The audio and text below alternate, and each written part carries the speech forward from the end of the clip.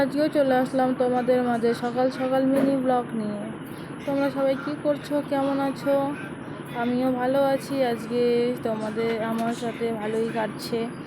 যাই হোক, hello everyone, good morning সকলকে। আমিও আবার চলে আসলাম তোমাদের মাঝে সেই নিউ ব্লগ নিয়ে। প্রত্যেকটা দিন যা যা ভিডিও করি সেটাই তোমাদের সাথে শেয়ার করতে চলে এসেছি। কারণ দেখতেই পাচ্ছ কত স্পিডে আমি কাজগুলো করে নিচ্ছি।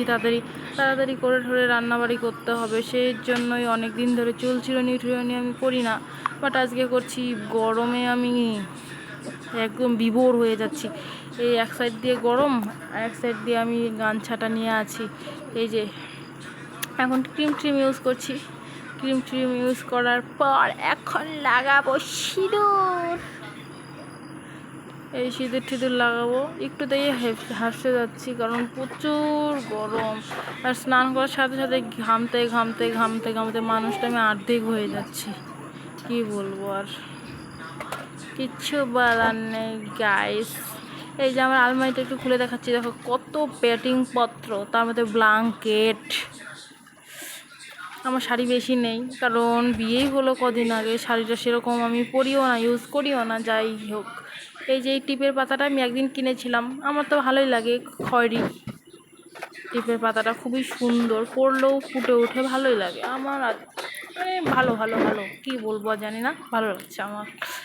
এখন সিঁদুরটা আমি পরে নিই, চাটাপাট করে পরিয়ে নিচ্ছি তোমাদের মাঝে সিঁদুর পরার সাথে সাথে কেমন লাগছে দেখো। একদম ভালো লাগতেছে না, সুন্দরই লাগতেছে। একটু প্রণাম করে নেওয়া উচিত, কারণ আমাদের আগেকার মা ঠাপ সবাই বলে সিঁদুর পরে প্রণামটা করে নিবি বাচ্চে, তাই আমি পরে নিলাম। যাই হোক শ্বশুর মাছ নিয়ে চলে এসেছে, কারণ আজকে আমার বর নিয়ে এসেছে, কারণ সকাল সকাল চলে এসেছে মাছ নিয়ে। আর প্রত্যেকটা দিন লেট হয়, যার জন্য আমি ভিডিও করতেই পারি না। সবাই এক এক জায়গায় এক এক টাইপের করে বসে থাকে, আমি এর জন্য আজকে বর নিয়ে এসেছে, তাই আমি বললাম তাড়াতাড়ি আজকে যা করার করে নেই। এই তো জাস্ট দেখতেই পারিতেছো তোমরা সবাই মিলিয়া। এখন মাছ ধোয়ার কাজে একদম ঠুকরি করে কাজগুলো করছি, করার পরে যেটুকু হবে সেটুকু দেখায় নিব। আমার আবার পরিষ্কার কাজ আমার যথেষ্ট ভালো লাগে, অপরিষ্কার জিনিস আমার পছন্দ হয় না। তার মধ্যে মাছগুলো আইসটা থাকলে আমার তো আরও ভালো লাগে না, ওগুলো মাছ আমার খাইতেও ইচ্ছা করে না, ভালোই লাগে না। এই জন্য দেখছো আমি কেমন করে নিখুঁতভাবে পরিষ্কার করে নিচ্ছি। আমার বড়ি কিন্তু মাছগুলো কেটে নিয়ে পরিষ্কার কাজে ঠিক আছে, বুঝতে পেরেছে। দেখো একে একে করে আমি করে নিচ্ছি, জাস্ট একদম ক্লিন অ্যান্ড ক্লিয়ার। যাই দেখছো না কেন, আমি এগুলো জিনিস পরিষ্কার করতে ভালোবাসি, কারণ মাছের আঁশটা থাকলে আমার একদম পছন্দ নয় কো।